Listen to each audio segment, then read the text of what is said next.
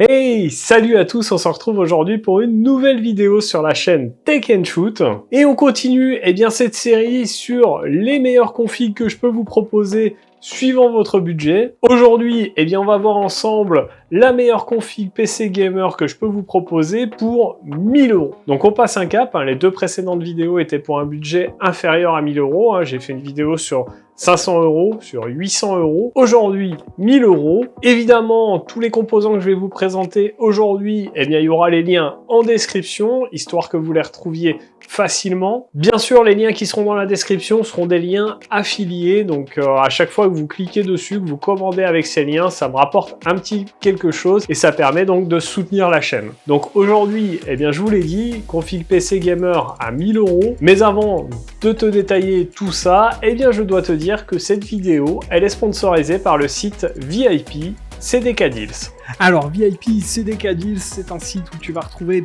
pas mal de choses, des clés Steam, des clés Origin. Mais ce qui nous intéresse aujourd'hui sur VIP CDK Deals, c'est les clés Windows. On va taper dans la recherche Windows 10 et on va prendre aujourd'hui la moins chère, la clé OEM. Alors cette clé OEM Windows 10, tu vas la retrouver à 16,89 € sur le site, mais en plus tu vas avoir un code de réduction de 30%. Ce code c'est TST20, tu le rentres ici dans la partie dédiée et là ta clé au lieu de 16,89 €, tu vas la retrouver à 11,82 €. Une fois que ta commande sera validée, tu vas dans ton compte utilisateur, tu fais afficher les clés et tu retrouveras ta clé Windows 10 ici. Ensuite, il te restera qu'à rentrer ta clé Windows, à l'activer et voilà, ton Windows 10 est opérationnel. Tu pourras même passer gratuitement à Windows 11 en faisant la mise à jour. Je remercie encore VIP CDK Deals d'avoir sponsorisé cette vidéo et puis on se retrouve tout de suite pour la suite. Allez, après cette petite partie sponsor qui vous permettra d'acheter des clés pas trop chères, des clés Windows,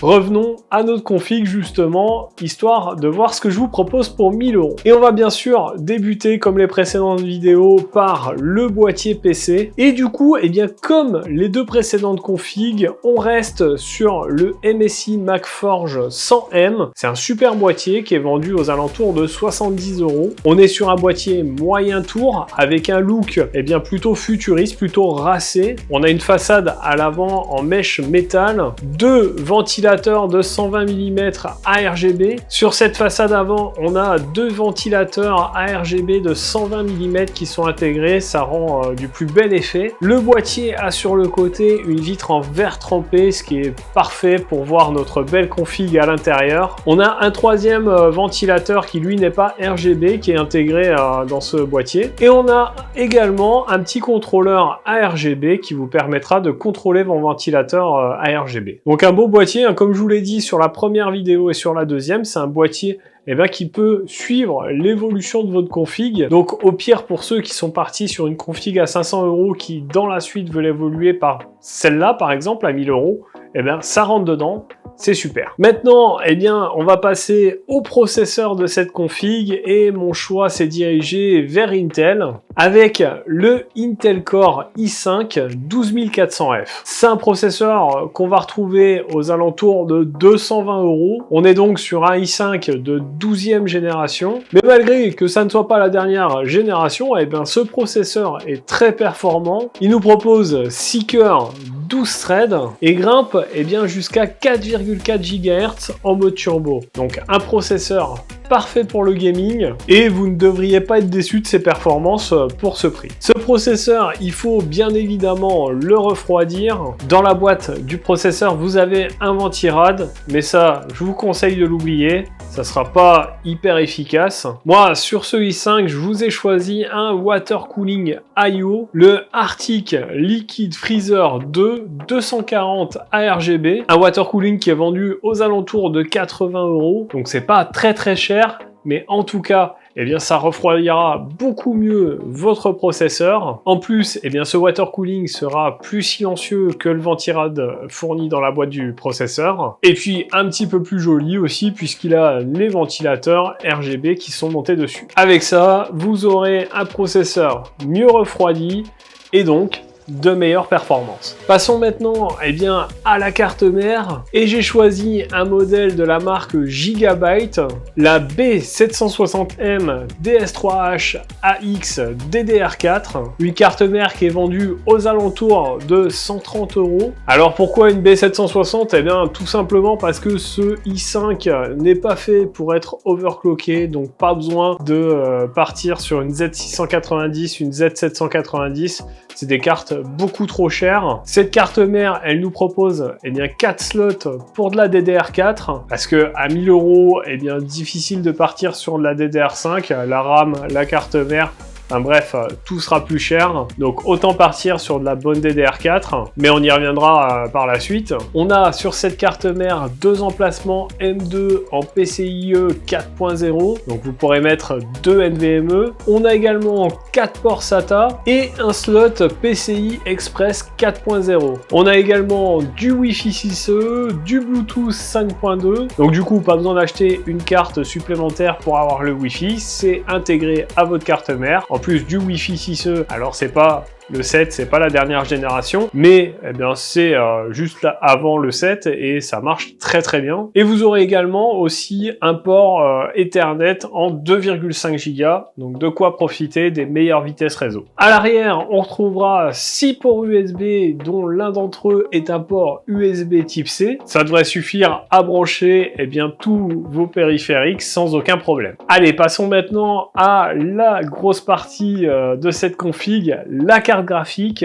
Et pour ma part, je vous ai choisi un chipset Nvidia, un modèle de chez ASUSTUF, une GeForce RTX 4060 Ti OC édition 8 Go, donc une belle carte graphique déjà. On la retrouve à 499 €, donc 500 €. C'est une carte graphique du coup qui vous permettra de bénéficier des dernières technologies Nvidia comme le Ray Tracing, le DLSS 3. Alors j'ai choisi cette carte aussi parce qu'elle a un très bon refroidissement. Les cartes ASUSTUF sont plutôt pas mal quand même. En plus de ça, elles ont un design plutôt sympa, je trouve. Ça reste assez sobre, mais le design est pas mal. Et avec cette carte, vous pourrez jouer en 1080p avec pas mal de FPS et en 2K avec un petit peu moins de FPS, sauf évidemment si vous rognez sur quelques options graphiques. Vous pourrez également jouer sur des jeux en AAA, mais il faudra pareil rogner sur des paramètres graphiques. Vous pourrez pas jouer en ultra avec un maximum de FPS avec cette carte. Sauf bien sûr si vous jouez à Fortnite qui est très peu gourmand, et là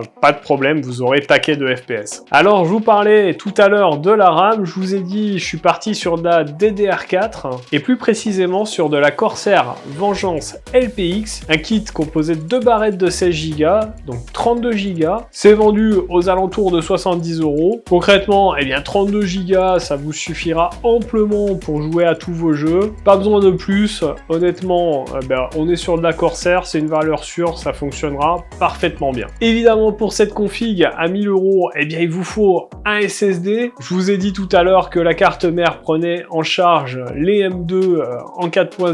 Et du coup, j'ai réussi à vous trouver un petit SSD en 4e génération, pas trop cher, le Seagate Firecuda 520 en 1 Teraoctet et qui est vendu 75 €. C'est un SSD qui pourra atteindre 5000 mégaoctets secondes en lecture et 4850 mégaoctets secondes en écriture. Enfin, pour finir, il faut bien alimenter tous ces composants, donc on va parler, vous en doutez, de l'alimentation. Et pour cette config à 1000 €, j'ai choisi une alimentation de la marque MSI, c'est la MAG A650 GL, une alimentation qui est vendue aux alentours de 100 €. Vous l'aurez compris, c'est une alimentation de 650 watts. Elle est certifiée 80+ Gold et elle a l'avantage d'être modulaire. Alors modulaire, ça signifie qu'à l'arrière, vous branchez seulement les câbles dont vous avez besoin. Vous n'avez pas tous les câbles qui sont branchés, voilà, vous branchez vraiment que ceux que vous avez besoin.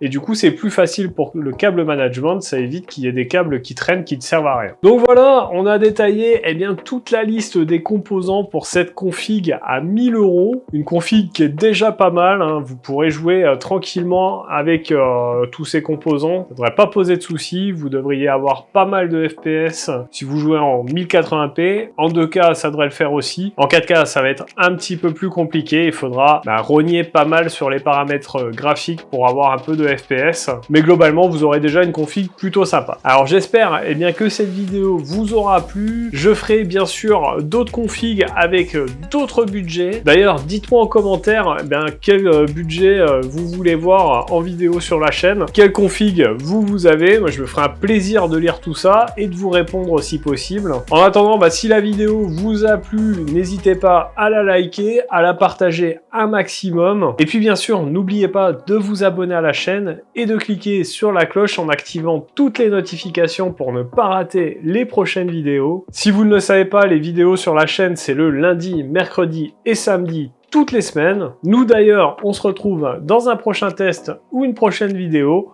En attendant, prenez soin de vous. Ciao!